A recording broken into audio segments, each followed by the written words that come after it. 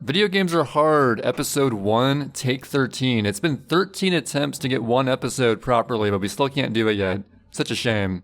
Yep.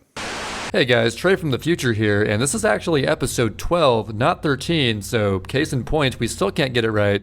Enjoy the show. But I'm Average Trey along with Sid, and it's just us this week. Hi, I'm here. I'm sitting. And I'm we chilling. have quite a bit of interesting us-related news, which is why it's good we have just a non-guest episode right now. Yeah, I guess it would have. It is convenient that it's not a guest episode this week, but it would have been nicer if something else didn't occur. But well, hey, I mean, it's still. I'd say mostly it's a good thing for you. It's a win in the Sid history. Counting it as a loss would be bad. Yeah, that's a bad mental place to be in. But I'll count it as a win.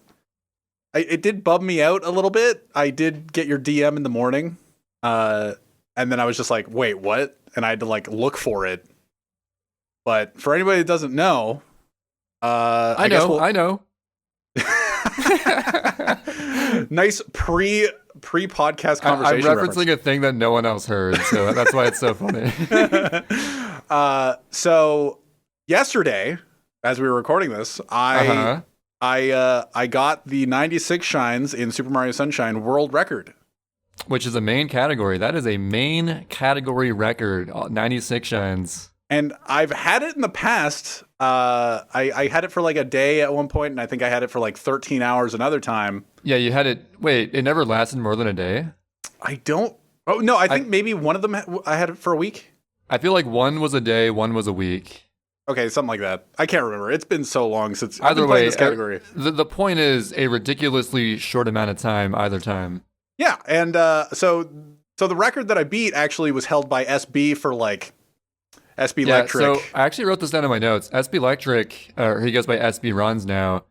He got the 96 shine record from Guy 2000 back in February by 3 seconds. Yeah, just 3 seconds. Only 3 seconds, and he had it since February. And today is September. Yeah. So that's it is 7 months later. So 7 months later, yesterday I started doing 96 shines again, kind of. I was doing 79. I was half-heartedly doing it. And 79 is basically 96. Yeah. So I was doing it for a couple days, and then I fell into this really good run, and I held on to it. I'm very surprised. I have I posted my victory speech. I am very surprised that I held on to that run. I usually throw those runs away at some point late game, and I didn't, which is very cool. That's very tough to do for a category 2.5 hours long, not throwing it away at some point. That's admirable. It's tough. And so I held on to it, and I actually got world record by 41 seconds, something like that. Yeah. What was it? 2:30:50? Yes, that was the world record. And I had it for a day. Everybody congratulated me. Tweet got a bunch of likes.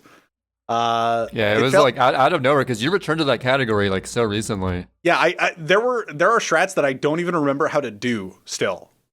In the run that I did, I actually actively avoided dive rollout patterns that I did for Bianco 8 and for Serena 8, both red coin shines, because I just couldn't remember how I used to do them. So I just kind of essentially walked in certain positions because I just don't want to screw this part up. Right. But that's how fresh I am back to the category. And so I got the record, and I was like, cool, awesome. This will inevitably get beaten. And it was a solid record too by 40 something seconds. Yeah, about 41 seconds. After 7 months. So you were looking pretty good. We were excited to talk about that going into this episode. What happened shortly after?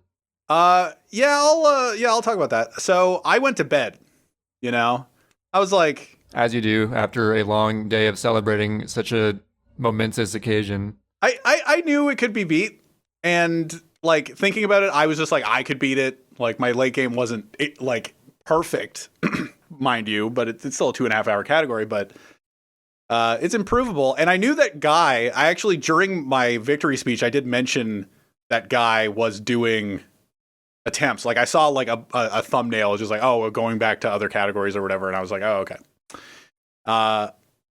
And at like midnight, I guess he got it back. So I had the record for 13 hours or something like that. Which is ridiculous. Like literally, SB has the record by 3 seconds for 7 months straight. Yeah. You beat it solidly and have it for less than a day. Yeah, but see, doesn't this feel like a coordinated attack on you? No, right now. This is a coordinated effort to just ruin Sid's life. That's what if I hadn't seen the thumbnail the day before or so, I would be like, "What the fuck is like my life?" You know, like what is it about me? What is it about specifically me? You're just a speed bully magnet. I don't know what it is. No, the universe is against you. If I didn't see the thumbnail of like I went to the SMS categories and I saw that guy was streaming and he was doing 96 or 79, I don't remember, and it was he actually did both. So funnily enough, crazily enough, guy ran both 79 shines and 96 shines yesterday and beat the record in both. Yeah. Well, yeah, that makes sense. And honestly, the 79 record was even better. It was like a 217. Yeah. Which is crazy. But the like I've said in the past, the 79 doesn't have a me. Yeah, 79 not as optimized probably because there was no like serious grinder of it ever. Yeah, there's no me equivalent of 79 that just kind of hangs out and it just does kind that of category. But yeah, so I had the record for a bit, which is nice, and I actually streamed today and had a very good attitude starting out. I didn't do 96. I didn't feel like doing 96, so I was doing True All Hundo, and I didn't even get out of Bianco, but I had a healthy attitude going in. I was like, I'm just glad that, like, I think either way it would have gone down the same way. I'm just glad that I have a better PB now. Yeah, I think no matter what, you've definitely proven that you're like in your peak of playing the game right now. Like you're solid, and your all hundos runs are no slouch. Dude, I golded in the run that got the world record. I golded 3 of my hundreds splits, which is really good. Like they're all really good splits. Like they're probably the best. Fake all hundos or true all hundos? No, in the 96 Shines run. Oh, 96. Okay, gotcha. Yeah, so I golded Gelato hundreds, Noki hundreds, and Bianco hundreds. Gee, I wonder why. I know, but it's just like I was actually talking about it after the run, and True All Hundos actually made me so much better at the game. Like all these different movements and learning these different ways to use hover dive rollouts, and like before I did True All Hundos, not to get too into the weeds of sunshine, but I am going to get kind of in the weeds of sunshine. I never did hover dive rollouts. Like hover dives we were talking about with Chillin' last week with the hover slides, just to do a strict hover slide. No, I mean just like a hover instead of like a jump dive, you know? So like so it's like a hover double jump, instead you do a hover dive rollout and just kind of have the quick rollout input. And I never used to use those at all. But now I've integrated it so well into my gameplay that I just do them periodically now without even thinking about it. And wait, how many times is that? I mean, I can think of the one in the approach to the Pianta 5 secret. Where else do you do that, though? I offhand, I can't tell you. I can't like think of any examples. Maybe there's a few, but there's probably a few. It's like the side flip hover cancel water slide where it's just integratable random places. I know that one's in Rico Hundo. There's one there's one in Rico Hundo. There's one on the way to left bell, but like they're just random. Like it could be used as backup movement as well, or whatever. Yeah. But like the fact that I'm using it more is just like a symbol to me that I'm just getting better. And so overall I have a healthy mindset about it. I think I'm just going to continue as if nothing happened really. Hey, you know what? Celebration moment, which is very odd. Very odd. For like this podcast or in general? Just for me, I told you about it. I tweeted out the tweet of the world record. Everybody liked it. Only lasted for 13 hours, but I got a follow from Armada. Oh yeah, that's a big name. That's just like an interesting moment for me. I was just like in the midst of all the notifications of like, oh, good job, man, congrats, all the likes and stuff. There's just like Armada followed you, and I'm like, huh, hell yeah, interesting. This is an interesting I don't moment. mean to gloat or puff up my chest too much, but it might have been correlated with a certain retweet of that tweet that I did. It could have been, but I don't know. It just Because for whatever reason, Armada follows me. Even though I don't speedrun Mario 64 or play Melee, but it just was an interesting thing in the moment. But yeah, I think what I'm just going to continue doing is what I feel like doing instead of not like instead of what everyone else feels like you should do. Yeah, I don't want to keep just. I was so sullen about the game when I was just grinding 96 over and over again and making no progress. And then like we were saying, I've only been playing 96 or 79 for the past 4 days, 5 days at this point. Yeah, you came back to it so recently. And it would have been a quote unquote D-Rust stream if Ouija was playing. Ouija would call that, but like we all know, you were playing the game, just in other forms. I've been super active in random bullshit nobody cares about, with like True All Hundo and some meme categories and like practicing random BS, and I was just like, you know what, I'll just do a few 96 shines run, maybe do a streak of no resets or whatever, and it was just like, oh, I have time enough to do one no reset today, and then it became the world record for 13 hours. So I don't know. That's cool. Yeah. But yeah, I'm just going to continue as if nothing really happened probably and just kind of. And honestly, you could take it as Guy's been improving a lot as well. I mean, he came so far in 80%, going from like a high 113 to a low 113. And that skill from that just carried over to the other categories. I think the worst part about it is like, I don't care about not having the record at all. Or whatever. Like, I knew people could do it. Like, it's just goes along with, oh, imagine if somebody that was great at the game did the category that you're doing. Like, it's just like, I get it. Like, I get what you're saying, but like, kind of fuck off. Like, I get everyone's competing against themselves. You can't always be comparing each other all the time. And you can't compete against something that's non-existent. It's like, oh, imagine if Ouija invested all this, or Nindide invested all this time into 96. It's just like, it's the same thing as when people speculate on, like, what if whatever year PPMD played against current year Armada and stuff like that. Yeah. It's just... It's all speculation. You just gotta push it out of your brain at some point. And I think the worst part about it, and it to people's credit, it's not happening nearly as much this time around, as much as I've seen anyway. But first time around when I lost the record pretty much right away to, was it Nanashi or whatever? Like I've lost it immediately to Nanashi, and I've lost it immediately to Guy, and now it's happening again. But the first couple times around, it was like, poor Sid. It was a lot of that. It was like, the absolute gall of it all. Why? Why? Jeff came into my chat today. Sorry, Jeff. I'm gonna put Jeff Compass on blast a little bit. Jeff on blast. He came into my chat today while I was doing True All Hundo, and he was just like, "Why didn't he let you have a few days?" And I was just like, "What the is it a charity world record?" Like, yeah, come on. There's no rule where you to do that. So it's that air where it's just like, why did you have to immediately do it? And I think I had that attitude a couple years ago when it did. It was just like, why don't you let me have it? But then nowadays I'm just kind of like, yeah, well, if you can get it, why wouldn't you get it? Yeah, exactly. That's a good way to think of it. So I'm just glad that I have the PB. I guess I can, I definitely have a healthier mindset going into it now. I'm not going to actively grind the category every single day. And I would like to actually learn more categories instead of just focusing on 96 shines and being the 96 shines guy, and then getting the world record and then it getting taken away from me. I'd rather maybe spread out or whatever. But at this point, pretty healthy mindset. Kind of bummed today, not specifically about that, but I don't know. There's part of my brain that's just kind of like, oh, it would have been nice, but. Right. That's how I'm treating it right now. And I feel like in the last few months, I mean, when I was actively grinding 80%, this most recent time before I took another break to work on a video I'm currently making, even though I only improved my time so far by 21 seconds and it had early cycle, I feel like I've improved a lot in just a lot of really subtle ways.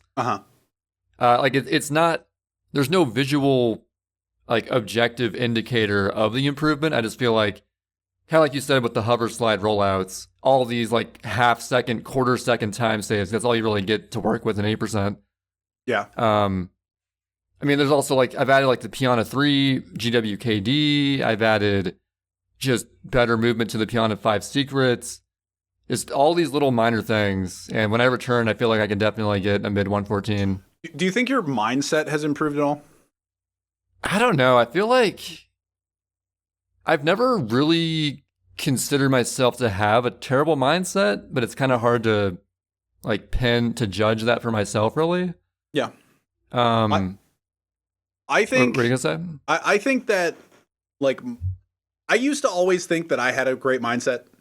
I think somebody did one of those meme Twitter things of a couple years ago where it was just like, oh, how fast do you think you are? Like, you had to put a number ranking what, like, out of 10, what you thought of each different variable of your like was speed. Mindset one of them? And one was mindset, and one was like consistency, and one was speed, and one was like stuff like that. And I had like, I don't know, I think I had like a 9 in speed. Like I'm really good, but I'm not the best, and stuff like that. But my mindset was like 10 out of 10.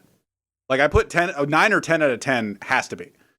And I don't think I was. Like I'm the no reset guy. A lot of people regard me as the no reset guy, where it's just like, oh, he'll pretty much finish any horrible run that he's doing just to like be able to write in his notepad at the end of the stream that he did a run that day, and then I can go like through all of it and like put a little note and be like, well, this run was fucking garbage, or whatever note that I want to put in, and like just so that that day is marked by a no reset. And go for it. Is a 10 out of 10 mindset, would that mean you have to have 100% of streams you're not in a bad mood? No. I feel like that's impossible, right? Yeah, I don't think that's really a thing. That's like not realistic. No. But I used to think that I had a 10 out of 10, but I think mindset goes towards like, do you throw runs away very easily? And right. I think yesterday's run was telling as to how my mindset was. And like we were talking about last week, chilling dude, like my mindset when you guys are just like, oh, anything could go wrong at any moment. My mindset is I could throw this away and be done. You know, I could just, yeah. And chillin' dude actually said that it was a healthy mindset. And I don't really agree with that. Yesterday when I had the run, I never had that feeling, which is great. And I never like at any moment I think, oh, I'm internally on fire and I could just put myself out by quitting this run or like doing something really stupid. Or, you know, as much as I say it and as cliche as it sounds, I honestly think that, again, the taking a break thing is so strong because when you come back to it, even if you are in really good pace, you somehow, because you don't have the expectation that's going to happen. Mm-hmm. See, if you were grinding the category for months leading up to this point and then you get that run, you have that feeling of, oh man, if I throw this now, all these months were for nothing. But going into it after like a break, when it's like, oh, if I throw this, that's whatever, then I don't know, just the lack of pressure with lower expectations is such a powerful thing. Yeah, maybe that's why I want to like spread myself out to other categories. Yeah, if you always switch around, then it's always like, oh, I'll try this out. Maybe it'll be good. Maybe it'll be bad. I'll try this out. Maybe it'll be good. Yeah, and so yeah, I never had that feeling, which is very good. Even though it sounds counterintuitive, because you would think, oh, if you put all your focus into one category, then you're going to get good at that one category, but not necessarily. Yeah, I think it is, to what you were saying before, it is mentally fatiguing to like focus on one category and have all of your eggs in one basket, as it were. So like if during these last 2 months, if I was still grinding any percent and not making a video, I could have easily just not PB'd that whole time and been in the same exact position right now as if I was grinding if I didn't PB. Yeah. So breaks are honestly good. You know, it feels like you're wasting time taking a break when you're, well, I guess if you're hungry for that PB and you really want to grind, then go ahead and do it. Mm-hmm. But if you have like the slightest inkling of like, man, you know, maybe I could use a break, then definitely take it, because you'd be surprised. Returning to the game, you might shake off some of the bad muscle memory you develop that might be causing you to lose runs, and then you play even better. Yeah, it's just, yeah. You're right. You're right. This has been a weird mentality tutorial for speedrunning out of nowhere, but yeah. I don't know what you call it. I just feel like after my run, I was like my mental was really good, and today my mental was fucking terrible because of like it's we've talked about it before where it's just like, oh, you get world record or a PB and then you play again. And then it's not as good. That's R White Goose. There's a really funny R White Goose video from years and years ago where he's going on like I believe it was this compilation of him. I think he was grinding Damn 00 Agent. And it was sort of like this, it was essentially a rage compilation where like you would go through the tunnels and be like, fire, okay, get hit, like you asshole. And he was just raging, like resetting over and over again and had all these hilarious quotes.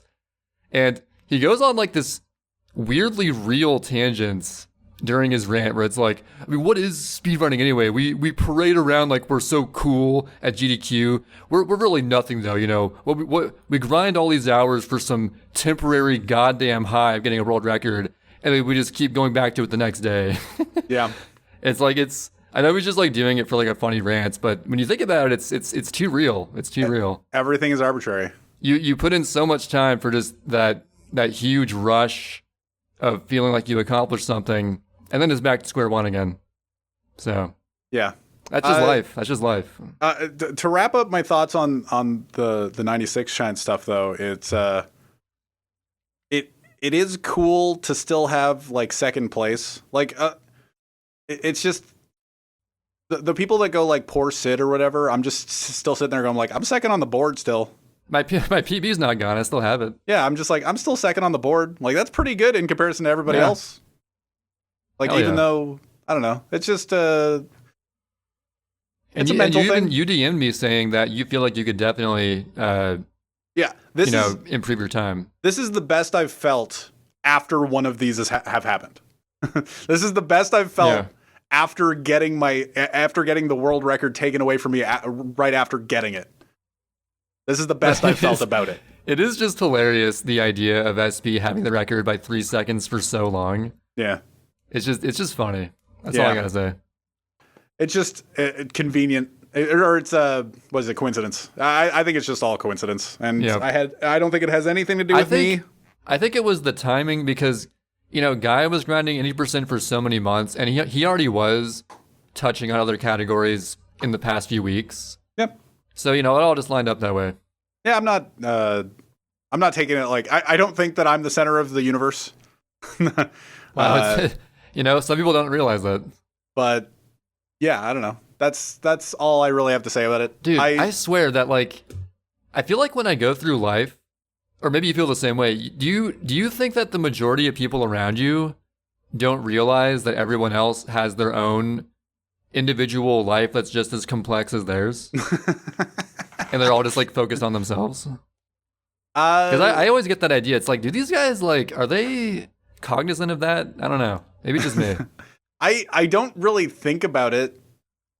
Like when I was a kid, you know when you're a dumb high schooler and you're just like, and you're just like, oh, they probably notice my jeans or whatever the fuck you're talking. You always assume that everyone is just staring at you and judging you. Yeah, and judging everything you're doing.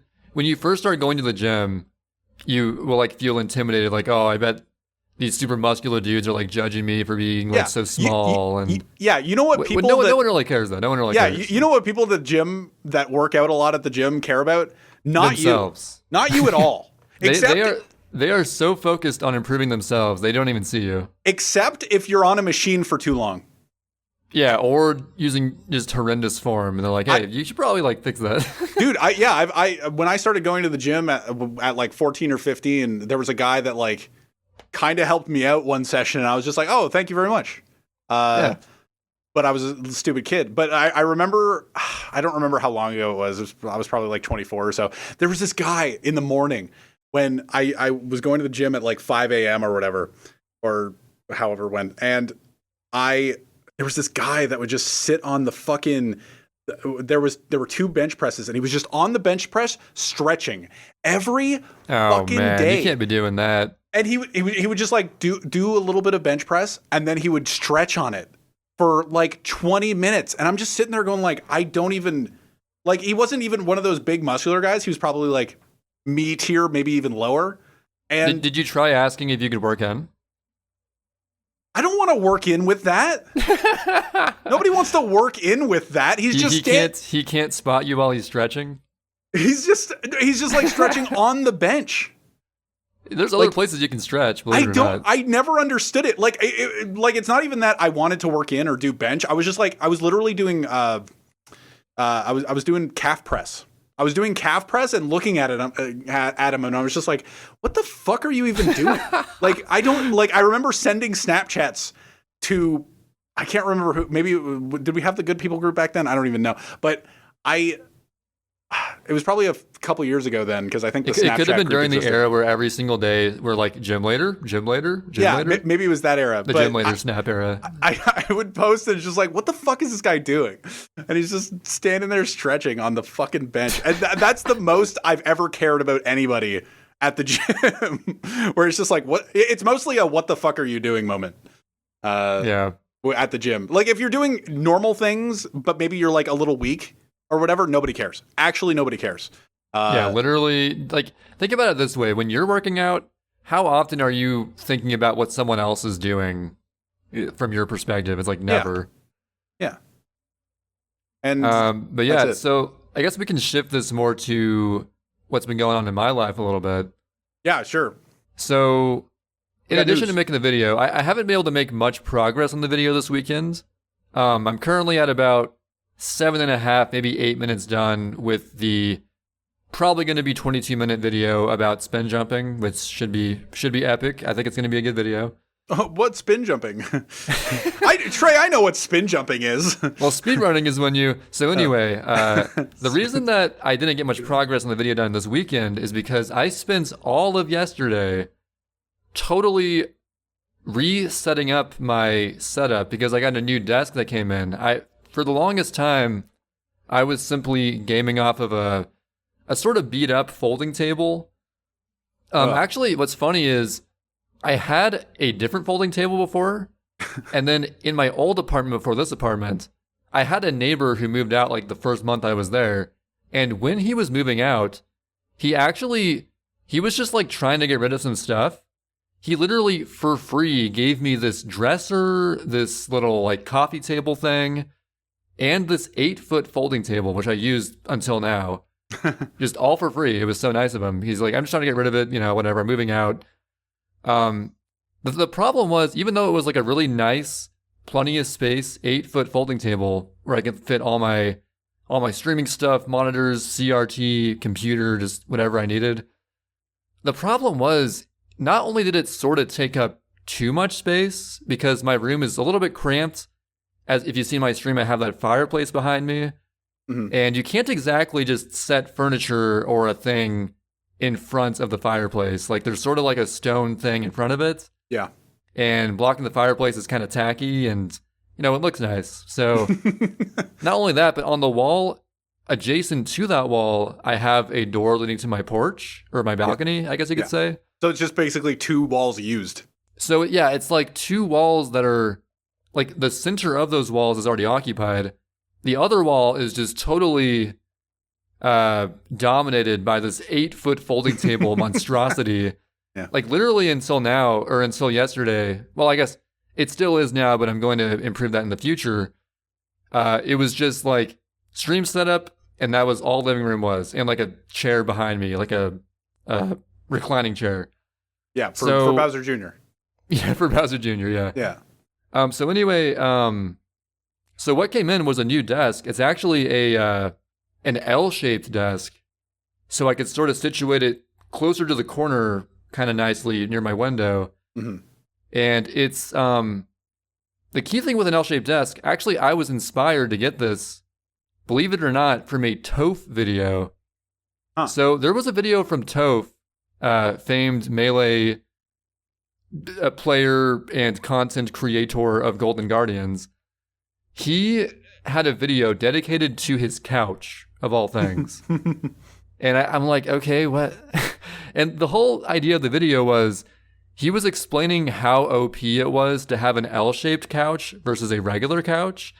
Because an L-shaped couch, you're able to sit in 2 dimensions. Like a regular couch, it's like a one-dimensional, a single line of people. Mm-hmm. But a 2D couch where it's like the regular couch and then one side is extended, it gives you like double the seating options from simply adding that little bit. Because like it's 2D, if you think about it.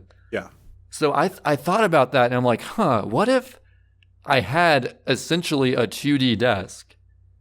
And that way I would not only have the same amount of room essentially, but I would save room in my room so I could potentially get other stuff in the room, like a TV or, maybe a sofa. I don't know about an L-shaped sofa, but in the future. Yeah. So now I have so much more room with my same stream setup all here. So probably in the next couple of weeks, I'm going to look into getting a TV. Maybe you'll like see it in the background when I stream. It'd be kind of epic. Yeah. Get some sort of sofa or love seat or whatever. I hate the term love seat, by the way. Love seat. I get a love seat. Baby. Love seat, baby. Yo, let me look up some of those love seats on Amazon, baby. Yeah, baby. But yeah, so not only that, but another plus of this L-shaped desk versus the folding table. The thing with the folding table was, again, it was a little bit beat up. It wasn't very even on top. In fact, my keyboard would like sort of tip back and forth because it wasn't totally flat, which was kind of annoying. And actually, I even set my CRT on an Amazon like cardboard box, so I raise it up. But in addition, I had to like put a notebook under one side to make it like level. Oh, great. So it was like a super ghetto setup I had going on. Yeah. And now... Get yourself an Xbox One. True. I think this cardboard box is a cheaper option though. But now, because the desk is totally flat, it has nice right angle edges, which is super nice. I was able to become a real podcaster, ditch the mic stand. I actually have a full-on boom arm mic situation right now. Nice. So I have a boom arm. It's connected to my desk. It's stable. I can maneuver it wherever I want. I'm moving it right now. I don't know if you can hear the audio changing like that. A little bit. That probably sound like shit, but I'm curious how that sounds. I heard you grab it. For sure. Hey, do you still have the sock? The sock is still in the mic. It is sock compatible. Woo! Yeah. The one problem is I'm still figuring out, again, it was like an all-day project because the desk has a lot of like little screws and working parts because there's also like shelves on the side and stuff I had to screw in. Get it all nice and set up. And not only that, but like moving I have so many monitors and streaming and wires everywhere. I had to move all of that from my old desk, take the folding desk out to like a dumpster because I'm just getting rid of it. It's pretty old and beat up. Yeah. Get rid of that shit. Set up the desk and then rearrange all the stream stuff back onto it, which took like an entire day essentially. But it was worth it because I'm set up now. But the one thing is I need to get, to make this setup work how I currently have it, I'm probably going to have to get a longer HDMI cable and a longer cable for my input display for my Wii. Because I want to move my Wii to like the other side, then I can put the memory card in easier when I do runs. Yeah. It's a dumb thing you have to factor in with the stream setup with using Peach File or Hacked File is you have to have easy access to your Nintendo Wii so you can remove and insert the memory card when doing runs, each run that you do. Yeah. So all these things you got to keep in mind. For my setup, I have my desk, and right under it, I used to use, those old school IKEA Lazy Boy chairs, like that everybody has everywhere. I use that as basically a side table for okay. Well, I use it for like consoles. I just have it on top of it. Oh, you use the chair as the footrest. Oh, the footrest part only. Okay, yeah. So it's like at a slight angle, but it's not like enough angle that everything falls off of it, and it's just kind of here because I used to use one of those chairs and I just got rid of the chair because it died, but the footrest still works, and I never use it as a footrest though. Now it just kind of has my consoles on it, and it's right underneath my table, and my Wii is at like a slight angle leaning. So I just so it's actually like perfect to put memory cards in. It's crazy. But yeah. Do you think that might like damage the disc or something? I have no fucking idea. Well, I guess we'll find out. Yeah, maybe eventually, but you like take the disc out, it's all like lopsided, like, huh, okay. It's just, it just leans. That's not good. And actually, the way that I had my boom mic originally, at the moment I have it set up so my mic is vertical, you know? Yeah. Obviously, you can have it like sideways. You can situate it however you want. For some reason, I had like the single dumbest thought I've had in a minute when I was setting it up. For a second, I was like, wait, I don't want the mic to be sideways. I don't want sideways sounding audio. I don't want the audio to be sideways, guys. But dude, I mean, it doesn't really matter. That's not how audio waves work. So. I love dumb thoughts like that because it's like, I was explaining to somebody EYG and like finding EYG to bring it to Sunshine for some dumb reason again. But because we play Sunshine. I don't know if you guys realize this. But when CAF found EYG or when we found EYG and people were like, oh, this skips the entirety of the beginning of Pinna. You know, It's just like one of those dumb moments. It's just like, no, you need Yoshi. Like, well, hey, you were caught up in the euphoria of the discovery. I can understand that. Yeah, but it's just like that kind of tier thought where it's just like, oh, I don't want sideways audio. But then when you think about it, just like, oh yeah, that's the stupidest thing I've ever thought. What would sideways audio sound like? I guess no idea. It would somehow just like come through the right side, even though that wouldn't actually happen. It's just like it sounds fatter. You know? Yeah, it's just like thicker audio. Yeah, it's whatever like that would be. It's just deeper. You just sound way deeper. But yeah, with my setup, which I spent all day yesterday doing, dude, I actually have room in this room now. It's kind of crazy. It's nuts. I still have that. It's not actually like a reclining chair. It's just like, it's a pretty old antique padded chair my parents had for like years and years. Yeah. Plus it has a footrest that I guess Bowser Jr. stood on or something. I don't remember.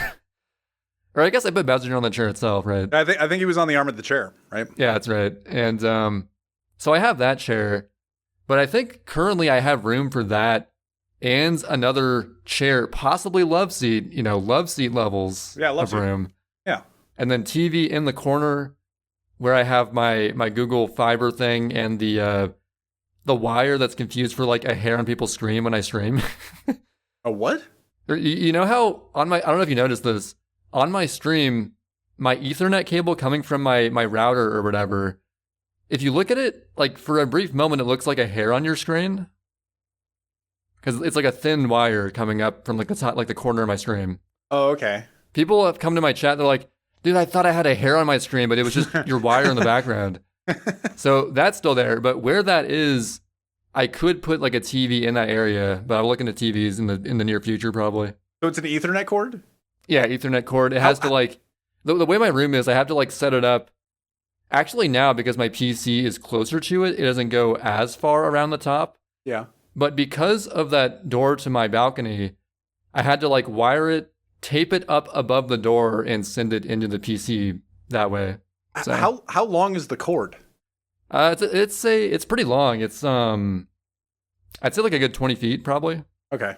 So it can go around the whole room. I recently changed up, like we got new internet and stuff, and I had to change up my whole setup to make it like more effective for the home. Yeah. And I had to buy a 15-foot Ethernet cable in order for it to all work out. But I was just wondering. That's the only reason. I was just wondering how long just like, do I have a longer Ethernet cable than you? They make like 50-foot ones. It's crazy. Yeah, I know. It's pretty nuts. But yeah, I guess that's all I had for the room update. I don't know if I'll stream before I get a TV in or not. We'll see how it plays out.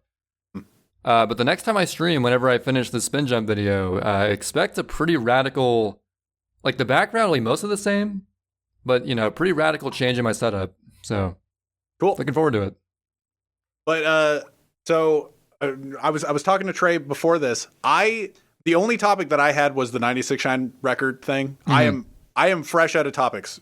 You, Trey, you are topic man today. I sometimes have like the lists of things like the live action Pokemon or the the Pokemon. That's all Pokemon topics. The Pokemon Go reduction of like COVID regulations or whatever. But I have actually 0 topics today, so you are topic man. Dang. Well, I have like one other actual gaming news thing, I guess. Okay. GTA 5 is still being updated.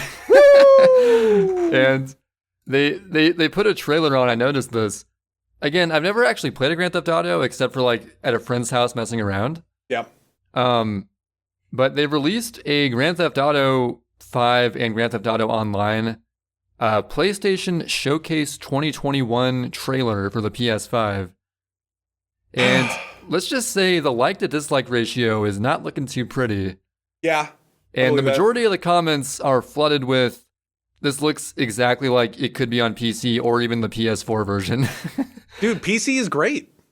I mean, PC is just the best by default, but they're like, yeah, like I don't even know what you updated. The action, the stuff in this trailer looks just like PS4 to me. They're done. So. They should be done. Like it's the Skyrim thing all over again, or I guess at the same time, where it's like, what is the meme? It's the meme with Putin handshaking all the presidents. Oh, because Putin's been around so long, yeah. It's just like every single thing. It's like, and then GTA 5 was handshaking all the presidents, yeah. and then they remade it again, and then it's handshaking Joe Biden. And it's well, just okay, we act like Rockstar is supposed to be the bad guy here. You know who the real bad guy is? Everybody that buys it. It's the consumers. Yeah. See, they wouldn't be doing this if we weren't buying it. So I'm people not are still buying buying this, I guess. I bought GTA 5 on PS3. When it was new? Yes, on PS3. And I played it with like a buddy of mine. I've talked about it. I almost beat it. Like it came up when we were talking about like finishing games. It's like if I got to the Ganon's Tower of GTA 5, I would have finished the game. I would have been like, oh, it's at the end of the game. I think I'm close to the end of the game in GTA 5, but it's on my PS3. And I don't know where my wires... I don't even know where my red controller for my PS3 is even anymore. Dang. So I will never turn on GTA 5 ever again.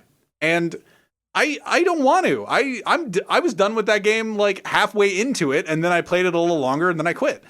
I don't get the fascination with it. Or maybe I do get the fascination with it. I am not that crowd. I think that people are sort of getting tired of the generic mission mode side of GTA games and mostly doing it for like the sandbox and I guess the role play part of it. Yeah, role play is massive right now.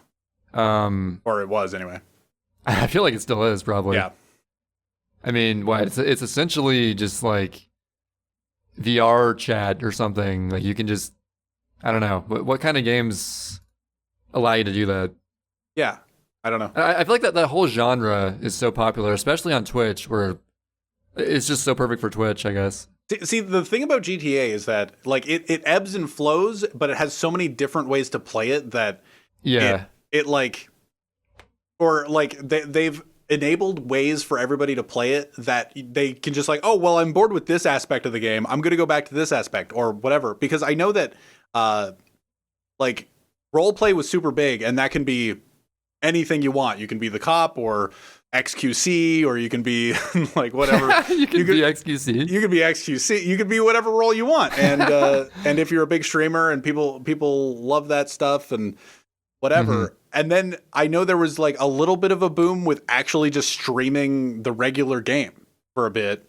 Like people just playing it casually and being Michael or Trevor or whatever the third guy's name is. And I'm just proud that I remembered the first two names. Actually, that reminds me. There was a funny part of the trailer that I saw another video talking about it, like why it was such a lazy trailer, I guess. Yeah.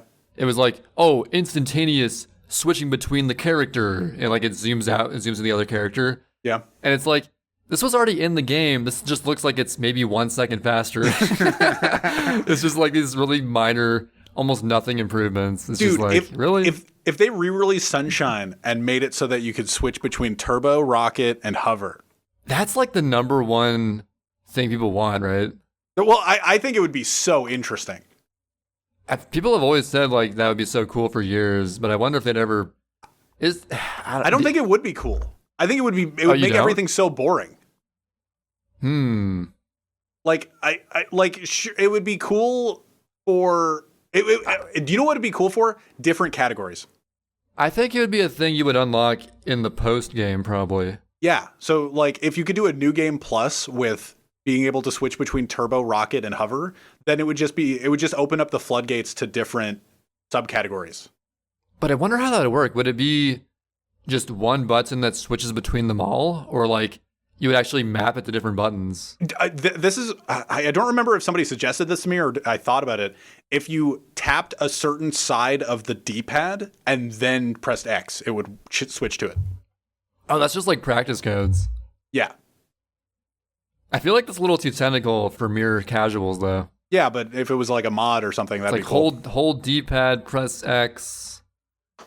Well, yeah, as a mod, you can do whatever you want. But yeah. We're talking like Sunshine official remake. What would they do? Yeah, well, they would just be like scroll through. You'd be like XX, and then go to rocket, and then press X actually, again. Honestly, if you scroll fast enough, it's actually like nothing.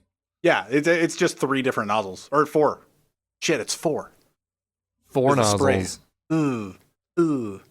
What if it was like, what if you stayed with spray nozzle, pressed X, went to hover, pressed X, went to spray, pressed X back to rocket, and it was that kind of way, where it just like, between every cycle, it was a spray nozzle. I feel like that would take even longer. Well, it would definitely take longer, but it would just be, I don't know how they would do it. We're theorizing a thing for a game that's never going to come out. Yeah. But yeah, another thing that came out. So this was during the PlayStation reveal thing that I didn't watch, or the PlayStation 5. Was the GTA thing during that? Maybe. I guess it was PlayStation Showcase, so I guess it was. I didn't watch that either. They announced Alan Wake, or they announced Alan Wake Remastered, and I know Quan's played that game. Oh, is that the game that like you were talking about on the Quan episode? Yeah, it was for like Xbox Live arcade way back in the day. It was a cool little. Oh, it was when we were talking about Skyward Sword, where it's just like, oh, Alan Wake didn't perform very well. It only sold 3 million copies. Yeah, overall. that's when we talked about it. And then Skyward Sword is just like, whoa, it sold 4 million copies. Holy shit! It's like just the different tones you have when you're announcing your numbers or your sales numbers. But you can make millions sound small or big depending on how you phrase it. It only sold 3 million, so they made a sequel. Shrug. It's just like, but yeah, they announced Alan Wake Remastered, and the only reason I know about that is because IGN tweeted about it, being like, "Oh, coming to the PS5" in the article, but it's coming to like everything. Like, it's coming to Xbox. I don't know what the new Xbox Series X. That's you said it properly. Congratulations. I got it. And it's coming to Epic Games. Actually, when I opened Epic Games to play Rocket League today, I saw that it was just like Alan Wake Remastered. But on the IGN article, it said for PS5 because it was the PlayStation 5 showcase. And people in the comments were like, "Why don't you just? Aren't you just supposed to acknowledge that all the other consoles exist? Like, why would you just say PS5?" So that was just like a weird thing that IGN did when they posted the article on Twitter, at least. They just kind of ignored. They just snubbed every other console because it was the PlayStation showcase. Yeah, but like, aren't they supposed to be like, yeah, it's coming to PS5 and other things? But whatever. I don't know. Thought that was an interesting thing. I might play Alan Wake if it like it's coming to PC. I've never played it on. I never played it on Xbox, and I know that people loved it. And if it's remastered with 1 and 2, then that'd be cool. I don't actually know if it's. It was just called Alan Wake Remastered, so I assume it's just the first one. But it's like interesting mechanics. Maybe it should be one of one of the games we play from like to review. Trey and I, the only games we have in mind to play like both of us play are games that we download for free on Epic Games. I've just been so first of all, I never check Epic Games because I hate having an app called Epic Games open at any point. Dude, what did you tell me when I told you what was free the other day? You were just like, every time I go to Epic Games, I always forget my login info. I'm like, which email did I use for this? What was my password? Yeah. But yeah, Sid is like my guy who's like, oh, this is free. I'm like, Yeah. oh, thanks. Then I'll log in and get it. I And- always check like every week when I'm playing Rocket League because I've actually swapped all of my Rocket League stuff to Epic Games instead of Steam. Do you know what a dumb thing about Steam was for Rocket League? I was never able to mute my mic. Oh, wait, why would that be in Epic Games but not Steam? No, it was on Steam. Oh, Like- then why'd you go to Epic Games? Well, I wasn't able to mute my mic on Steam. But so wait, why not? I don't know. Like I would try to in game. You can use voice chat, obviously, Uh-huh. and there were some games where I would talk into my microphone or like be in a voice call or whatever, and the other team be able to respond to me and know what I'm saying. But how come you couldn't mute that? I don't like. I couldn't make it work. I never understood it. But so you're saying that it's supposed to let you do that? It's supposed to be able to let you do that, but for some reason I couldn't stop it from doing it. And this just like started happening a few weeks ago? No, it happened when I used Steam like years ago, like 2016 Oh. to 2019, I guess. So wait, 2018. every single time you played Rocket League, it was just always that way? Yeah, well, to my knowledge, like I never. What's interesting about it is I was always paranoid about it because like a few times it had happened, and I was never sure if it wasn't working or if it was working like that when I was playing. So, like after a certain point, you know when just something happens for a few months and then you're just paranoid about it for the rest of your life, you know? Yeah. Actually, So- I used to be super paranoid, actually still am. Whenever I record something on OBS, I'm like triple checking to make sure I didn't actually hit start streaming. I did the exact same thing the other week. Because I record so much footage for videos that I make. And if I just one time accidentally hit start stream and don't realize it, and I like switch to porn or something, I could be done for. Yeah. So I was doing the exact same thing the other week, and it only takes one time. but yeah, there were a few times playing Rocket League where I would talk into my microphone, and the other team would respond to what I said, Was there any like really in chat. embarrassing stuff? like in chat.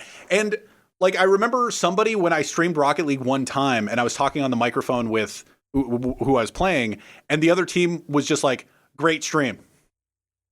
Like but I don't have TTV in my name or anything like that.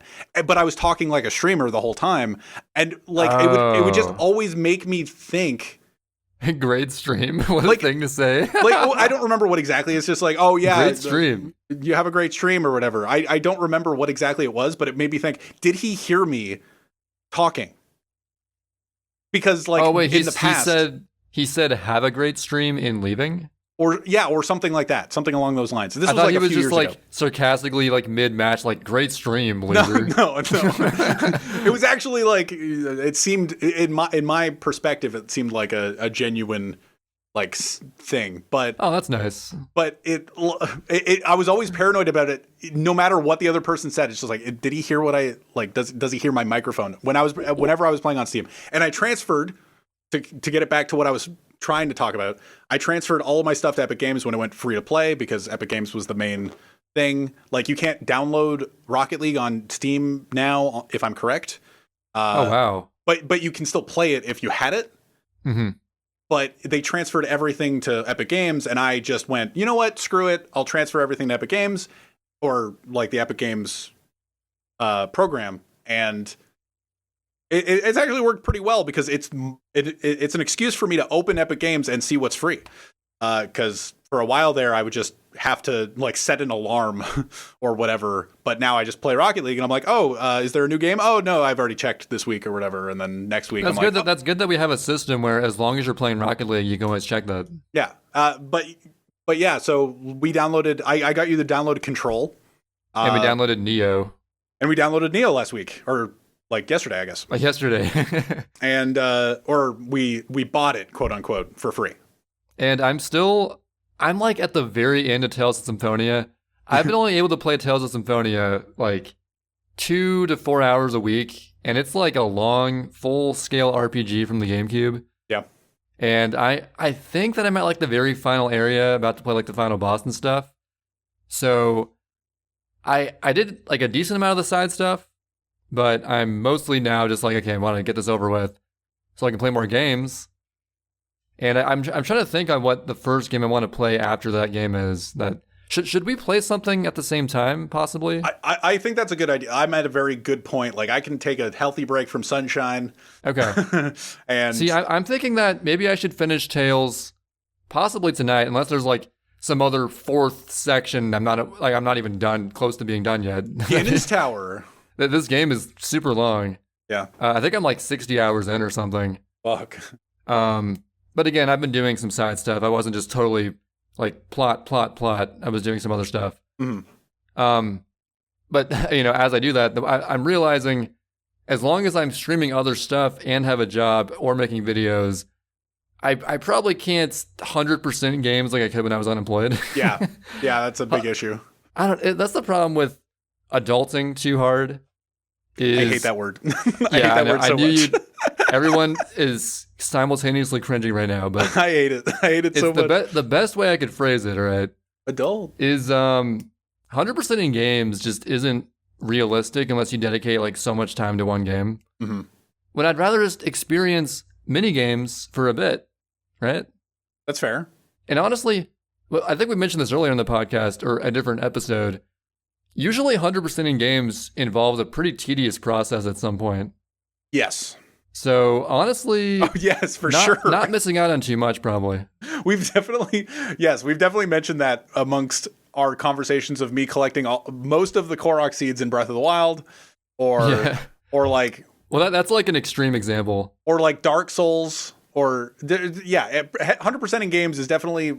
Dude, fuck getting all the achievements in Dark Souls. I'm not doing that. Do you know what's a really satisfying game for anybody out there that's never played Dead Space? Dead Space is a very satisfying 100%. Me. That's me. It's a very satisfying 100% because I think all the achievements aren't hidden. Maybe there's a couple, but it requires like a few playthroughs, but it's a very fun video game. And like you get to experiment with all the guns, and like I think some of the achievements are tied to like kills with specific guns and like upgrading every gun to max, but it's not too long, but it's not just one playthrough. So it's like it's a very satisfying length of time for 100%. That's my recommendation. Sick. But yeah, what game would you want to play? Have you played Resident Evil 4? Yeah. Oh, see, I haven't yet. Do you own it? No, I've never owned RE4. I got it for. I played it on the PlayStation 2 with my buddy Sebastian like years ago, and I liked it so much that him and my other buddy Josh actually bought it for me for like my 16th birthday or something on the Wii. When it was like, because apparently that's like the console to play it on. Maybe even now still. I don't know. People I think that really I would probably get it on GameCube. Well, the thing is, it's HD everywhere. My Wii is set up for CRT, so I'll be playing it like in kind of low quality. Oh yeah. Is there a PC port by any chance or anything? There's gotta be. Is it like already? I feel like it'd be on Steam. If like Final Fantasy VII's on Steam, there's gotta be something like that, right? Resident Evil 4 is like the closest thing. Like you know how like we were talking about Skyrim and GTA 5. Resident Evil 4 is like those, where it's just like it just keeps getting remade. Yeah, I feel like I had the same thought where it's like, surely Resident Evil 4, it's such a timeless classic. It's similar. It's just like Grand Theft Auto 5. Yeah, exactly. They're going to keep remaking it. And it's like, oh, remember this when like, I don't want to say like the best Resident Evil. How do you even judge that? Because like the Resident Evils are so different each time. Yeah, I don't know. There are Resident Evil 1 fans. The 1 through 4 all has their own fans, and then like I know for a fact that many of the RE1 and RE2 fans sometimes they like scoff at RE4 because it's too actiony. Yeah, and not enough like horror survival type stuff. But people like the recent ones. Dude, do you know what's funny talking about this or talking about like the specific ones? Because people don't like 5 and 6 for Resident Evil. It's exactly like Dexter. The seasons of Dexter, because seasons 1 through 4 people like or love. Like Season 1 or Resident Evil 1, people love, and 2 and 3 are like still good and people like them. And Resident Evil 4 and Dexter Season 4 are amazing and possibly the best. And then 5 and 6 are terrible and everybody hates them. And then, which is true with Dexter. And then 7 and 8 are like, actually, I guess 8 for Dexter. Like, yeah, they're all right. But like people like them again. So it's just like, it's weird that it smashes up so well. Should we name that same progression? Call it the Dexter progression or something? It has the Dexter progression. Resident Evil has the Dexter progression of quality. It's like, it's good. It's great. It's good. It's great. It's terrible. It's It's hard to think of that many series that have a 5th and 6th installment to apply that to. Yeah. But surely it works for other stuff as well. I can't imagine. Like, I know Final Fantasy, people love 6 and 7. Maybe that could apply to Pokemon? Ooh, Gen No, I feel like 6? no. People despise the latest Pokemon. There's no way. Gen 8? What gen are we on? 8? Is Sword and Shield Gen 8? I think so. I think that's right. And people claim that to be like the worst one, I feel like. So maybe not. Maybe not. Maybe it can't. It doesn't have to be specifically 5 and 6, but like we can't put Pokemon in it yet because it hasn't had its bounce back yet. Or like, oh, so you're saying maybe it's a how do you call it? A slower Dexter progression? It's a slower Dexter progression. A more drawn out progression, if you will. Maybe, yeah. What a sentence! Pokemon has a slow Dexter progression of quality. Is my analysis on that? That's a good analysis. Yeah, I'm trying to think. So. And maybe someone in the comments below, for our lovely viewers, has a suggestion for me and Sid. We don't really know. I was thinking Dark Souls 3, but that's kind of a long one. I don't know if we want to play like the same time or not. I think, yeah, getting a shorter game or like a game we don't see. Luigi's Mansion 3 was kind of perfect because we both were interested. So short. We knew it wasn't going to be like super long, and we were both interested in playing it. Yeah, and but like something that we're not like, maybe it wasn't because Luigi's Mansion 3 was something we were excited for, but it was something we were interested in. But we could force interest, right? It was something that I knew wasn't going to be that amazing, but I had to play it just for the principle of it being Luigi's Mansion. And because we talked about it, just like we should both get it and talk about it. Yeah. But like we do have Neo and Control for free. Okay, how about we do either like Control or something? Well, I don't even know what to expect from Control. I'd be down to try Control. Yeah, Control is a game. Or no, also I was thinking we could do Celeste. We also got Celeste for free on Epic Games, unless you didn't. You know, yeah, I did. Yeah, you did. We've both had, and Celeste was free over a year ago. Yeah. So we've had that game so long. I feel like we're almost obligated at this point to play it. Should we play Celeste for next guestless? We should both play Celeste. We have 2 weeks. Assuming that I can complete Tales in the near future. I think I'm almost done. I can't really tell. Okay. With RPGs, the ending is never exactly where you think it's going to be. It's always like, okay, this seems epic. It's like the final sort of deal. Okay, I defeated him. Oh no, there's this other thing we gotta do. Okay. Yeah. So I feel like that's all video games sometimes. Especially RPGs, though. I feel like because RPGs are so story based, they have to just like ramp up the ending epicness to like the nth degree. RPGs are like the Goma fight in Twilight Princess.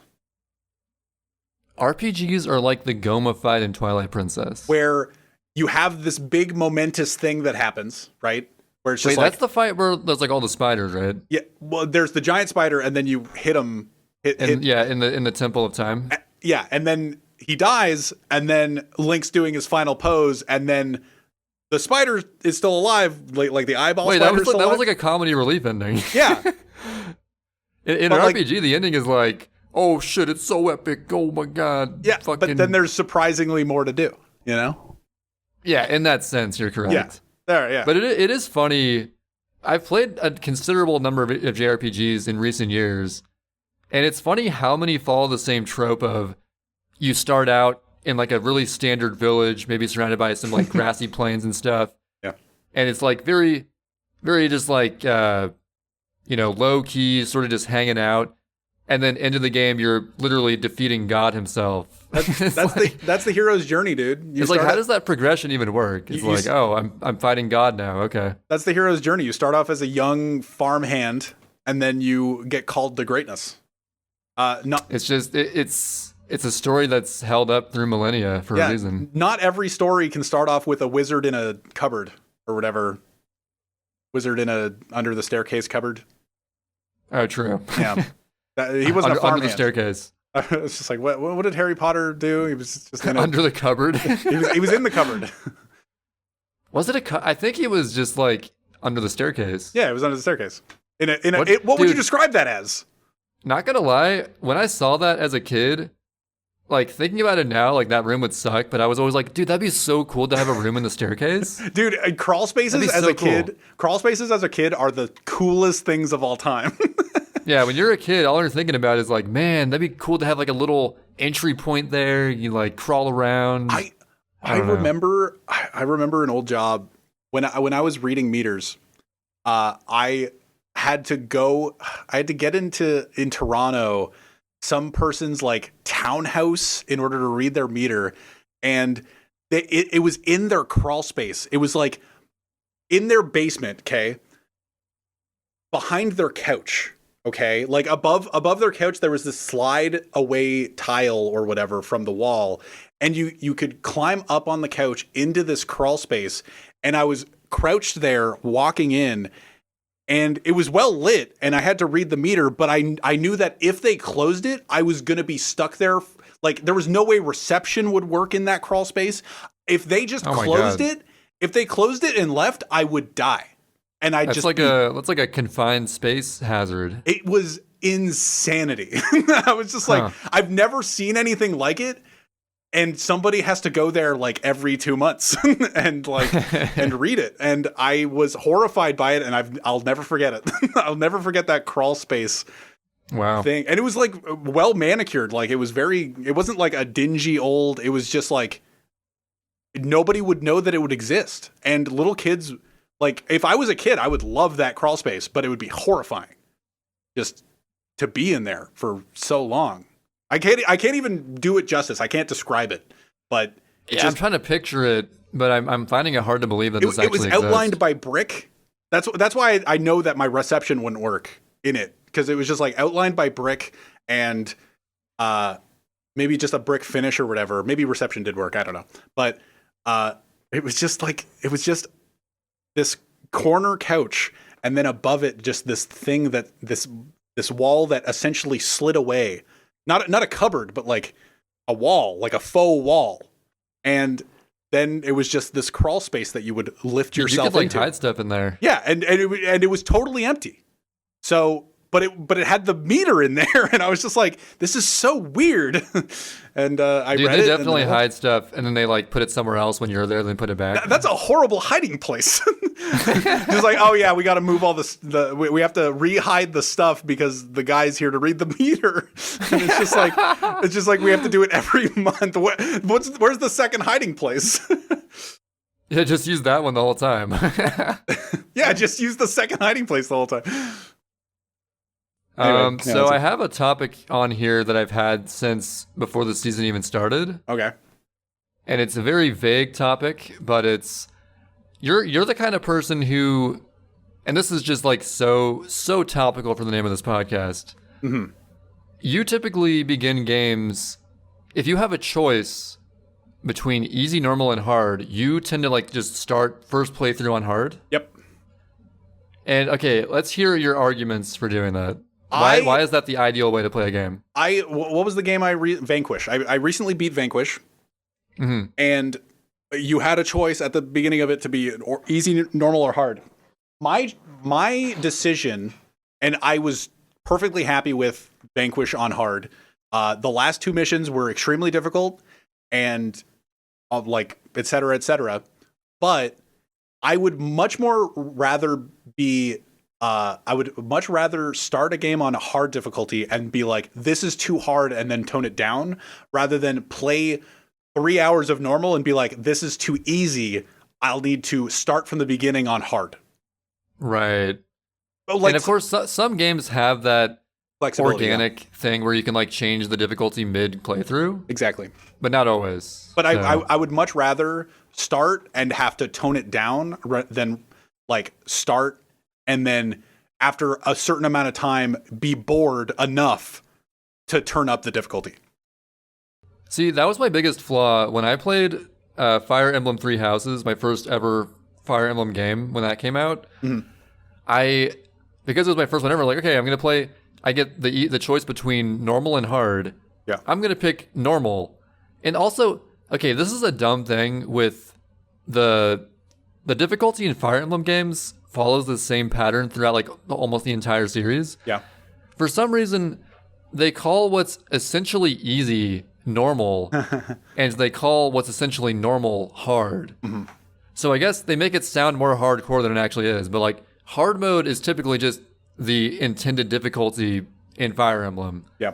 So I don't know why they default it to hard, which is kind of a dumb thing. And then there's always a thing beyond hard, either maniac or maddening or lunatic, whatever they call it. Zealot. And I don't think they ever have that. That's Dead Space. Oh, okay. But yeah, it's silly to me. I guess they have to do that because it empowers the player versus like Weenie Hut Jr. easy and like actual game. Yeah. But yeah, actual game. Hey, actual game. Once you beat Weenie Hut Jr., now you can really play the game. Mm-hmm. Yeah, I played the game on easy, and that was by far my number one mistake in that game because it was like laughably easy. Yeah. The easy mode in that game. I mean, first of all, there's also, I guess there's there's like a 2D difficulty system because there's normal and hard, casual and classic. And casual mode is like, that actually is Weenie Hut Jr. Mm-hmm. If your units die, they come back in the next mission. Yeah. Which is like, there's literally no challenge in that. Mm-hmm. But in classic mode, when your unit dies, like it's permadeath, like they're dead for good. Which is how Fire Emblem should be. So I did easy classic, and I was like, okay, well, at least I'll do it, the way where if they die, they're going to be dead for good. That'll be fine. But it was still just like so goddamn easy. I remember I did a couple streams on easy mode, and I don't know I think you might have even been there for them. Maybe. But I was just like caking these missions like it was nothing. Because I already had sort of somewhat of a strategic mindset because I played Advance Wars growing up. And while Advance Wars is quite a bit different than Fire Emblem, it's like the same sort of grid-based, it has choke points and like movements and arranging stuff properly. And because of that, I already had like sort of a leg up on a different first-time player, perhaps. Mm-hmm. But I would have much rather started on hard mode, much like you do, especially considering that hard mode is essentially normal mode in Fire Emblem, which is dumb. Again, I hate that. But do you think that the saying is correct? Like, a lot of people say that they start on normal because that's what the developers intend. Like, that's what the See, that makes sense, but again, in certain situations, it's not always the case. Well, like the way that I look at it, and like I've heard people say to me, or just say in general, it's like, oh, I play on normal because normal is what the developers intend for you to play, and hard is just like a ramped up version of it. And I agree with them for like the stupidly hard games when they're just like on veteran in Call of Duty 5 or whatever. Oh, dude, veteran in Call of Duty, that's essentially just, tiptoe your way through this level and like don't like peek every corner. like this is really stupid and stuff like that. But my attitude, you remember Last of Us 2 when that came out and journalist mode was the meme? You remember that? Journalist mode? Journalist mode? Oh yeah, because it's like a mode that's easy enough for the reviewers. Yeah, like everybody, what was it? Cuphead? The Cuphead tutorial video? Where Cuphead's what I think of with bad journalism gaming. Where it's just like the guy couldn't get through the tutorial but he was a game reviewer.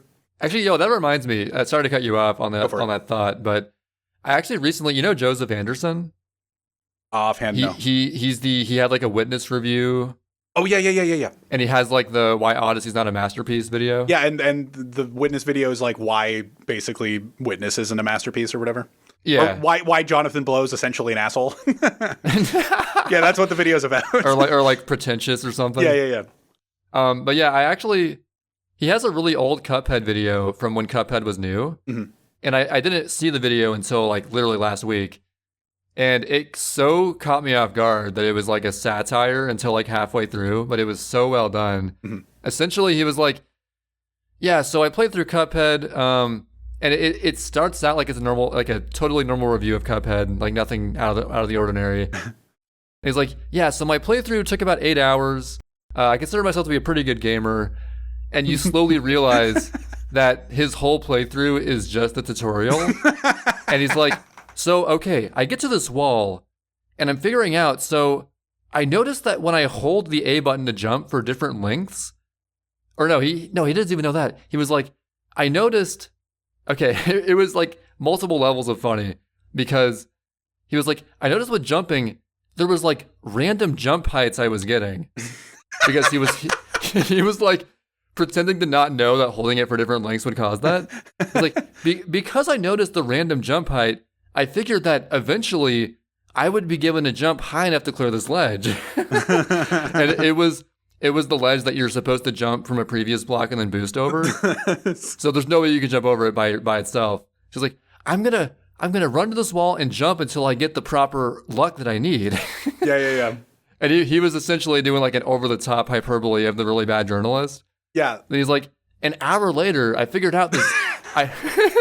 He's like, and then an hour later, I noticed this text in the top right saying, press V to boost. And then it was just like going through every part of the tutorial, like spending an hour on each part and like figuring it out. It was such a funny satire, but yeah. But yeah, that's why when people say, oh, I trust the developers to know like what difficulty people should play on their first playthrough, I don't. Yeah, I don't either. And so, again, every single developer is different with what. Yeah. Sometimes they will call the normal mode hard to make you feel better about yourself. Yeah, or like sometimes, like maybe I'm mistaken in putting them in the same camp where it's like the journalist mode for Last of Us 2 or the tutorial player for Cuphead into the same camp as the developers. But like, I don't know. I'd rather just be like, I'll ramp it up, and then I'll ramp it down if I need to, but I usually don't ramp it down. Usually I have enough pride in my ability to play games that I'll just like, oh, you know what? Maybe this is just a roadblock that I'm having an issue with. I'll die 18 times and then I'll continue or whatever. But yeah. I think that when I was a kid and I was like abysmal at games, it made sense for me to play normal in most cases. Yeah. But in my adult post playing Dark Souls state, I think right now I'd be more geared on picking hard mode, just because I feel like typically to get through normal mode or easy mode, you can sort of breeze through those, not even using all the mechanics at your hands. Like you don't have to do all the things that were put into the game to give you whatever edge they would give you.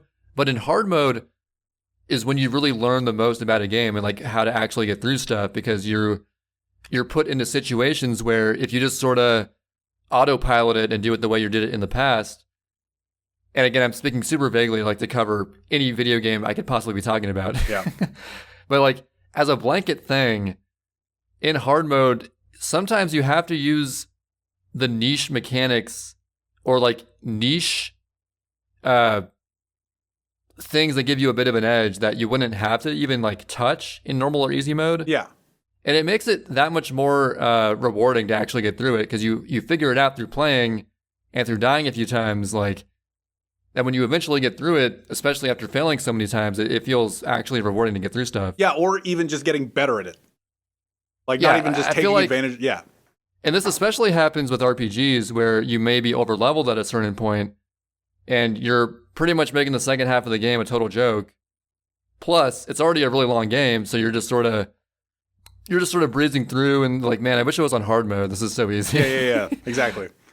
Yeah, I think I was converted by Dark Souls to typically go for the hard option, the Dark Souls option. The dark option. The dark option, Team Dark from Sonic Heroes, which actually is the hard mode in that game, funnily enough. Cool.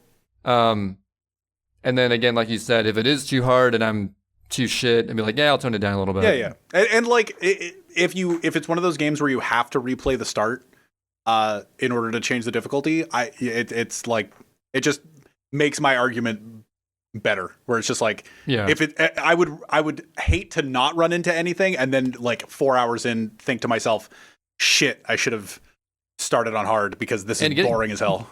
Getting back to the point where you were on normal mode will be so much easier because it's normal mode. Yeah. So exactly. It'll be easy to get back there. Or you didn't go very far at all because you just sucked so bad. But also, like, if you get at least halfway through a game in hard mode and it gets too hard, there's probably something you could be doing to like eventually get through there. Exactly. Like, it's something you just got to figure out. Yeah, like in my playthrough of Vanquish, there were a few boss battles where I was just like having an issue, but like I knew that eventually, if I did certain things correctly, or if I just had like enough luck or found the right weapon, I would be able to beat it. So I just kind of like maybe even not trying to get better at it. I probably was at the same time, but like just throw your head against the wall and eventually something will work out and eventually selling sticks. I mean, it's a single player game that developers curated to be possible at any difficulty. And so just figure out like the thing that they maybe want me to do. And it's not something that you have to redo. So it's like with speedrunning, I would be like, well, I have to figure out how this boss fight works and how to do it fast or whatever. But like in a one-time playthrough, I'm like, all right, well, I just have to beat it once. So let's just have at it for a half hour and eventually I'll beat it. But again, it is sort of a game-by-game basis with this, again. If it's like the first time you're ever playing a game of a certain genre, you probably shouldn't start out with hard mode, but that's a very rare case, so... Yeah. Or if you're speedrunning the game and easy version is the fastest version, like go for it. I get kind of annoyed when it's like, it takes like so many hours to beat a game in hard mode, and then like the speedrun is on easy mode, so it's like they don't have to put up with the bullshit I put up with. I can play that. I could probably be that fast too if I was on easy mode. They're not as good at this game as I am. Yeah, I mean, even then there are hard mode speedruns, so it's like whatever. But yeah, I like. I was trying to think of while we were talking about that, and you were talking about the Cuphead guy with Sunshine. If there was a hard mode, like having to, because. With jumping and stuff, you said the random jump heights lol XD. I noticed a random jump height. like Sunshine is all about that. Where like the rollouts have their own. Like if you roll out too hard in the sewer, you will hit the roof of the sewer. But if you go like if you hit it for a frame or 2 frames, you'll get a good rollout and then be able to like move fast out of it instead of hitting the top of the sewer and having to do whatever or react to that.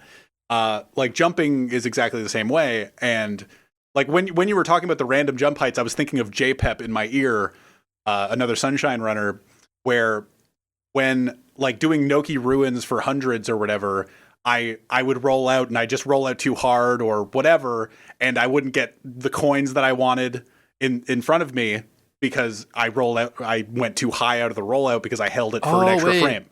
Is that the key in Noki Ruins to not miss coins? Is like do a short rollout? Yes. Okay. I think that's why I miss them so much. That's exactly what. And JPEP like would mention it every so often for some amount of time. And but I was just thinking about it. If they added a difficulty option to Sunshine, like what would, because like reviewers or people playing the game casually, they don't have to go into the depth of the mechanics of Sunshine at all. Yeah. And like we've talked about it before, people don't even need to learn how to spin jump.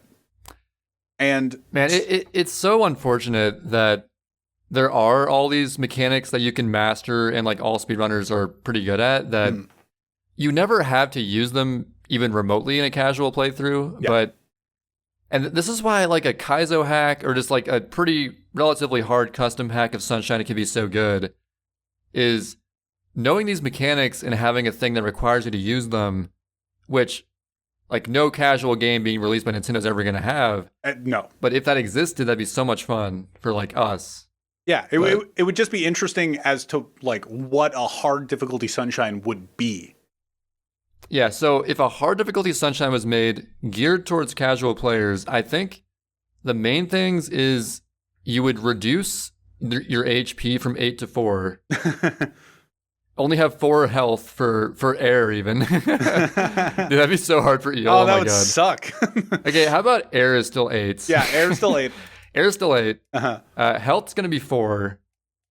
And then I think that in secret levels, remove some of the blocks and like maybe even require more wall kicks and stuff than before.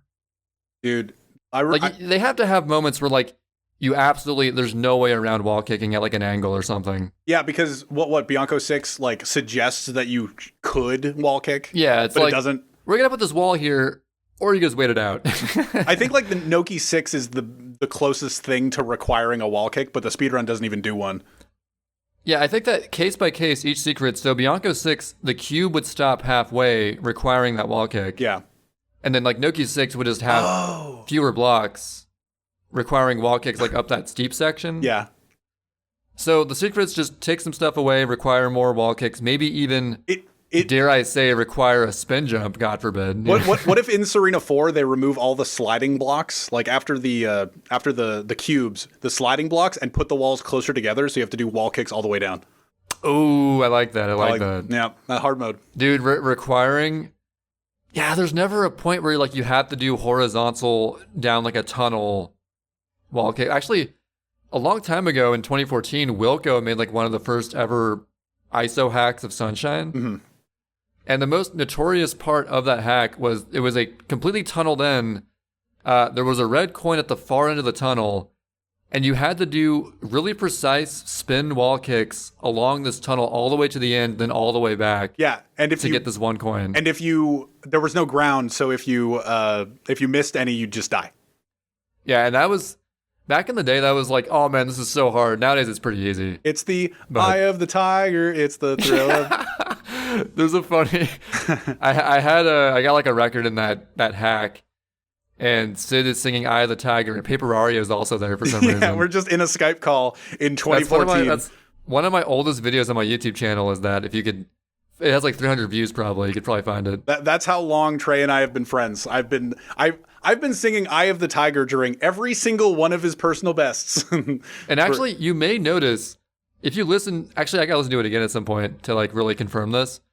Listening to his Eye of the Tiger in that 2014 recording, doesn't Sid sound exactly the same as he does now? I use this exact same mic. It's the exact same mic. I swear Sid's voice has never changed. It's like, it's crazy. I tried to sound exact. I was just like, it's the Eye of the Tiger. Like, I'm not even trying to sing it. I'm just like, I'm just like dancing along to it. But yeah, that's pretty funny. And then I guess so for boss fights, they'd be a little crazier probably. Have you ever heard the joke? I've heard this a few times, and you saying bring Sunshine's health counter down to 4 made me think of it. I don't know if Galaxy players say it or whoever is just like, do you know Galaxy's harder than Sunshine because you start with 3 health? Oh yeah. I've heard that joke I used to hear that joke many times. Is it a joke or are they unironically saying it? I'm pretty sure it's a joke. It's got to be a joke. It's got to be a joke because who actually would think Galaxy is easier than Sunshine as a whole? You can't get stuck in Galaxy. There's no way. You can't get stuck. Just like not being able to finish the game.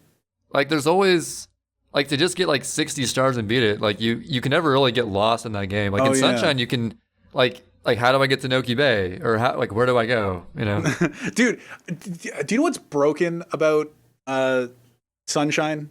Well, haven't we talked about this? You need to watch the opening cutscene. You need to, if you're playing Sunshine casually, you have to watch the opening cutscene. Wait, you're actually advocating for not skippable cutscenes?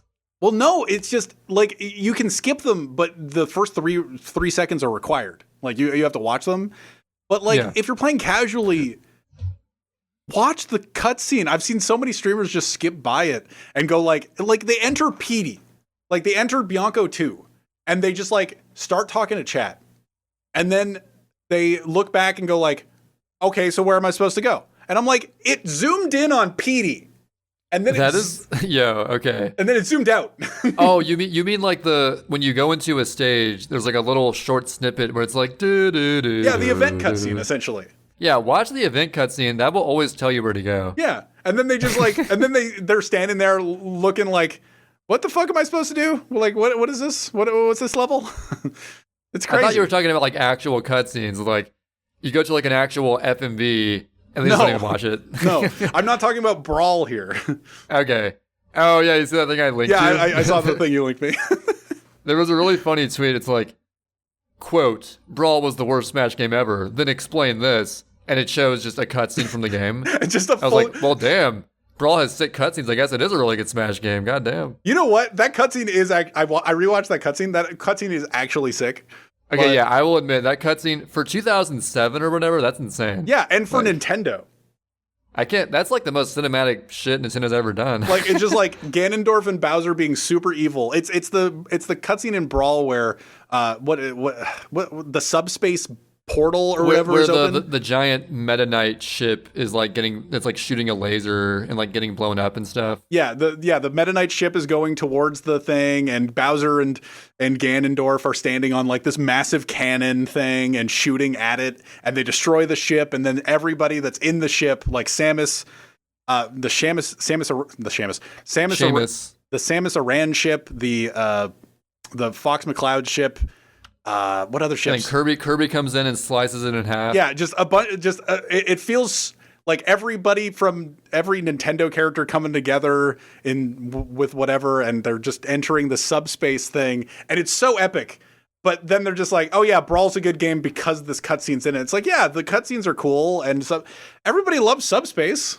Yeah, Brawl like easily has the best story components of any Smash game. Yeah. But it's like to take that and argue, oh, it's better in a competitive sense as well. It's like, no, it's not. You can't draw that parallel. It just makes me so sad watching that cutscene and then remembering like why he removed anything from Smash 4 or Ultimate. Where it's like, because they might spoil it on the internet. Dude, the idea that Sakurai actually like thought that was a good answer is so funny to me. Where it's just like, he was. It sounds like he's just making up an excuse, honestly. Yeah, he was just like, I had to make a new Smash game, and we thought of a story mode, and everybody loves Subspace Emissary, but everybody posted all of the cutscenes online, and everybody got spoiled. So you know what? Instead of making that whole thing and having it all spoiled again, and everybody enjoying it, I'm just gonna not do it because so that nobody has anything to be spoiled for. And I'm just like. You know, it's really easy to not be spoiled. You just don't go to the videos. Yeah, it's, like imagine complaining to the developer of a video game that you got spoiled because you actively searched on YouTube for the cutscenes of a thing. It's like, oh, I played 12 minutes recently, or the recent release of 12 minutes, and you know what? All of the endings got spoiled because I watched this a bunch of streams of it and I looked them up online. It's just like, there's going to be spoilers online when people play the game after a few hours because people are good at like figuring out all the endings or whatever. Like if I played Sekiro, or if I didn't play Sekiro, I could spoil myself on Sekiro like that right now. Like that. Yeah, you could go to any game, spoil the crap out of it if you want, but you're never forced to be spoiled unless you're like put in some torture chamber where it's like you have to be spoiled into a crawl space with a meter in it. A crawl space. You're just in that crawl space and you have nothing to do except for watch spoilers. See, Sakurai's looking out for those people. They're just stuck in that crawl space. That 1 in a million person in that situation. It's just the gall that he showed by saying that. It's just like I'm not gonna make a thing so that people don't spoil that thing for themselves. It's like what? Man, Subspace had really good cutscenes and an epic story, but not gonna lie, the actual gameplay of Subspace, it got kind of old to me pretty fast. Yeah. But kind of just going through, like you can be different characters in Smash, but it's like, all right, you're going through these generic enemies and there's Rayquaza, that's cool, I guess. PD? I mean, it's an epic story, but gameplay-wise, it got kind of boring for me. You fight PD Piranha? Dude, PD's the first boss. That's kind of insane. Yeah. Dude, PD used to be a big time Nintendo face. Yeah, I mean, it was coming off the GameCube era with that, so it kind of makes sense. It's like But Mario Kart, Mario Sunshine, Mario Golf Toadstool Tour, Brawl, and then nothing. see, PD got much more attention than Gooper Blooper because he's bipedal. Unlike Gooper Blooper, he can't really move around too well, so Yep. he has to sit there with his tentacles all weirdly. Yeah, you're right that the game, but the whole drive of Subspace is that you just kind of like you're going towards the next cutscene.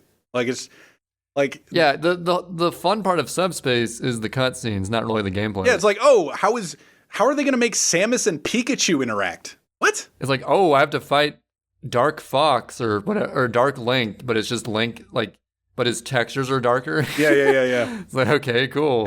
And I think the most interesting thing in Subspace is I just thought of it or rethought of it.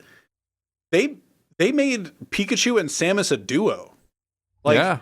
Like Dude, there is so much untapped potential with that kind of story stuff where you could put crazy combinations together. Yeah. And like see how they would interact.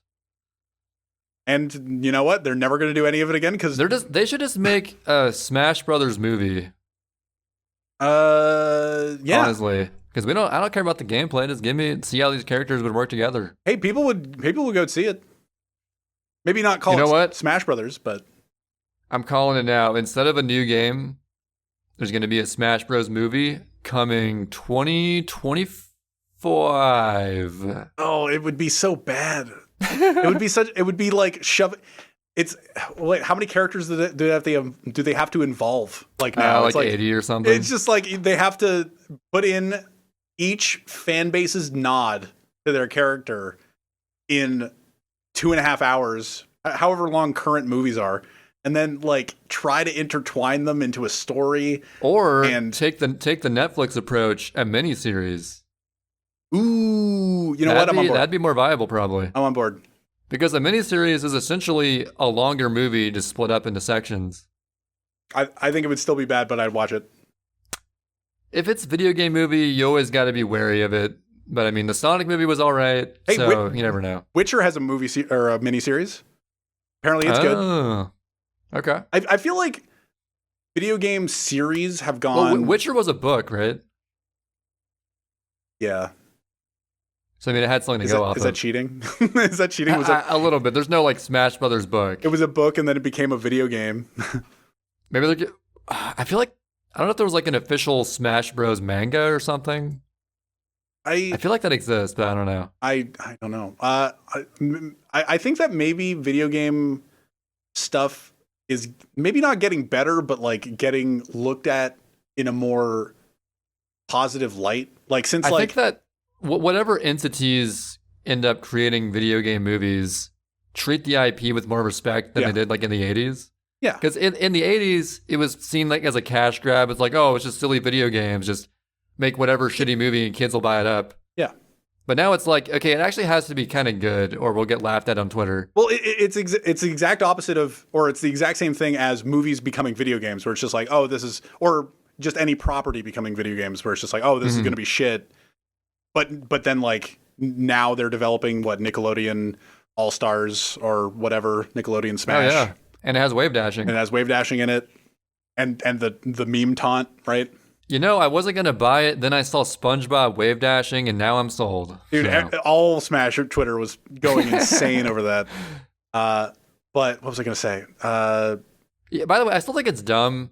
Like the non-Melee, the people who always bash Melee fans for some inexplicable reason. Yep.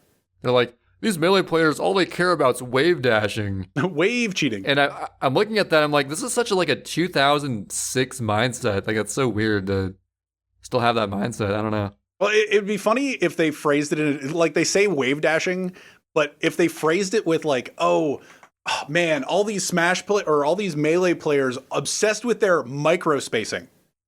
Or with their spacing. Because wave dashing is used for the spacing of it, right? So, like, your space in between, like, from your opponent or you're saying, like, what the wave dashing is meant to be utilized for. And if you said it in that way, fighting game people would be like, oh, yeah, like, obviously we care about spacing, but you have to say wave dashing to, like, demean it, right? Like to make it to like put it down or something. But what was I going to say about video game properties? Oh, they're looked at better nowadays. Like people don't talk about it. Detective Pikachu did really well, and that's a video game property. They didn't write it based off of a video game story, but it's a video game property with a. I should really watch that movie so that I have anything to talk about with it. I haven't seen it either, but I should watch it as well. It's on Netflix. I can watch it. I wonder if it's on my Netflix. Movie night? Yeah, possibly. Movie night, Detective Pikachu. After we watched Spider-Man last year? Or last week? Last year. Last year. Last year we watched Spider-Man. It seemed like last year. But yeah, like the Witcher miniseries, maybe it's not like it's based off a book, but it's still a video game, like a lot of video game references in it, or it's definitely become more popular since the video game came out. And the Castlevania series, I think, is looked at pretty positively on Netflix. But like overall, video game series or movies are in like kind of this nice area where people are like, oh, maybe it's no longer like you can't just assume a video game movie is going to suck anymore. Yeah. And I am still a supporter of the Prince of Persia Sands of Time movie. Even though, like, it has the same name as the Prince of Persia: Sands of Time, and I've talked about it on the podcast before.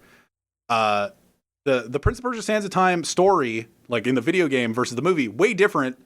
The female protagonist is a different character, not Farah from the video game. I can't remember her name in the movie, but it's a totally different story, but it's a good movie still, and I feel like Prince of Persia got a bad rap in the video game or in the movie sense because people are just like, oh, it's got to be bad because it's a video game movie. I can just say it's bad and not care. Yeah, and I see that a lot with like the Street Fighter movie or whatever. Mortal Kombat. It's a Mortal Kombat movie. Yeah, there's a lot of those.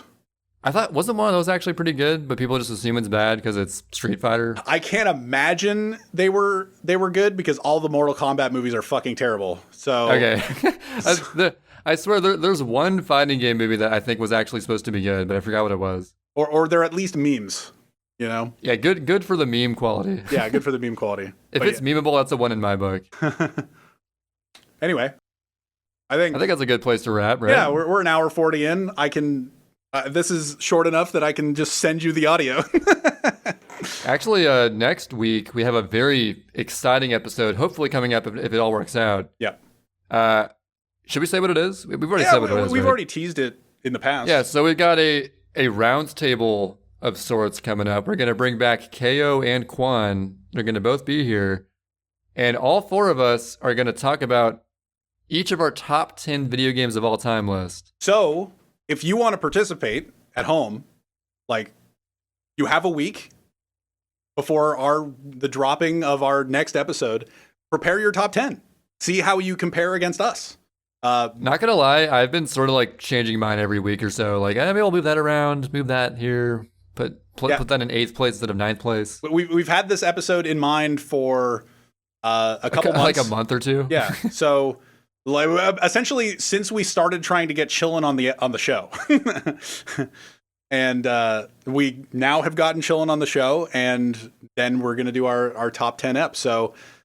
Yeah, get your top 10 prepared if you want to follow along at home. See if we have any like matching, maybe not exact spots. We're going to try to order them as well, 1 to 10. It's extremely hard, and I'm probably going to like regret my placements immediately after, but it's all in good fun. I'm going to have to comb through mine, but yeah, expect that next week. It's going to be a fun little, like we'll probably still have news of the week and stuff, like some topics, but yeah, if we have time. I don't know how long it'll take. I don't know how long it'll take to go, but it'll either be like way shorter than I expect or way longer than I expect. We have to go through each top 10, and I think it'll be a fun time, and we'll see you next week on that. We're on Spotify and Google Podcasts, and make sure we're also on SidNTrey, the YouTube channel, if you listen to specifically Spotify or Google Podcasts. So go throw us a subscription or a like on the podcast, or even comment on some of the we always read the comments on the YouTube videos. But And go congratulate Sid on his 96 Shine PB. yeah, I keep liking that tweet, even though I don't have the record anymore. But yeah, we'll see you next week. This has been fun, and Later, folks. see you next one.